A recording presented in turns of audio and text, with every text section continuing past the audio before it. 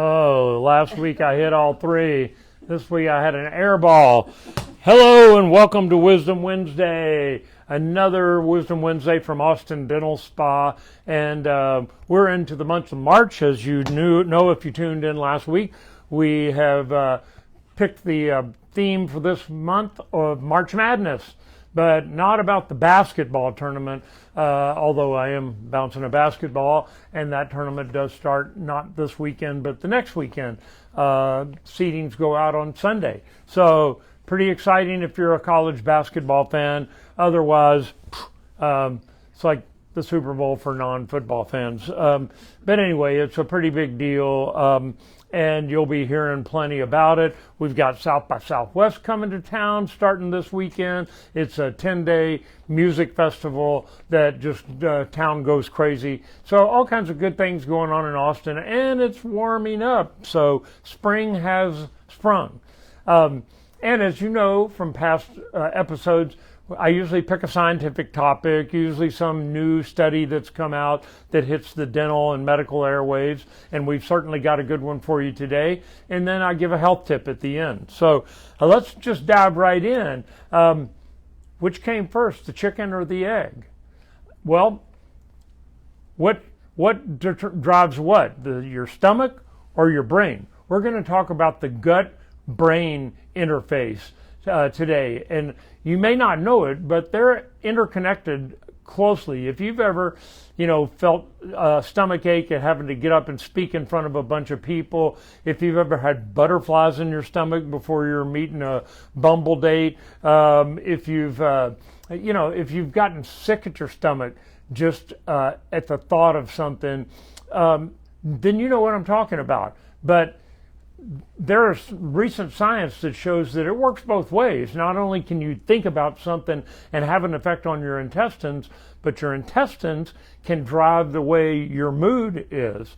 And so that's what we're going to talk about today, because your gastrointestinal tract is sensitive to emotion. And we talked a week or two ago about how 70% of your immune system responses, your white blood cells, are manufactured in the intestine. So we already have laid down solid groundwork that your intestines and what's going on in there is an important part. Today we're going to talk about how emotions can affect it.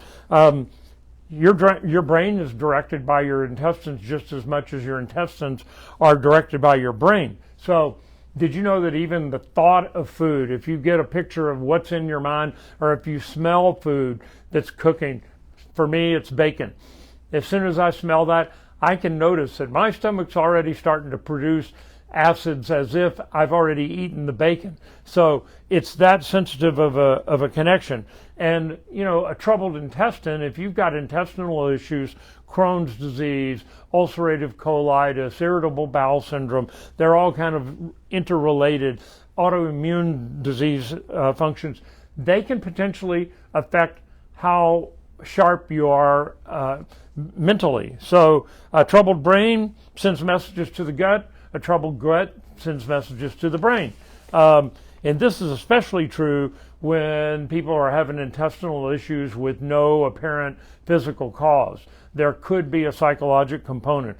I thought this was really interesting also, is that really recent evidence is that people with GI upset, whether it was caused by their brain or from an actual gastrointestinal problem, feel pain more acutely than people that do not have gastric issues. And so that was a new one on me, although I certainly have a lot of patients that have upper and lower GI problems, and they do, as I read this, I can name about a dozen of them that feel everything going on in their mouth. So it would stand to reason that if we can get their gastrointestinal issues taken care of, their pain threshold is going to be lower and they're less likely to feel everything that's going on. We won't have to use extra anesthetic, all that kind of stuff. So the key point is take care of your gut. And just like we talked about last time with probiotics, keeping your gut flora, the good bacteria that live in your stomach and intestines healthy, it's also important to just in general keep your intestines in good order. So if you're having any problems like that, especially if they're caused by stress, because mental stress can certainly affect your intestinal tract. And so my good friend Laura Lewis, who's also my marketing director, has written several books, but in one of her books, she talks about the 7 breath technique to lower your stress level. So what's the 7 breath technique? 7 seconds to breathe in. Count to 7 while you're doing it. Hold your breath for 7 seconds. 1, 2, 3, 4, 5, 6, 7. And then exhale for 7 seconds. And do that how many times? 7 times. So there's a bunch of 7s in there. It's like that DWI commercial on TV. If you've been thrown in jail, 777, 7777. Well, this is only 4 7s, but 7 seconds in, 7 seconds hold, 7 seconds out, and then do it 7 times. And it's guaranteed to reduce your stress level.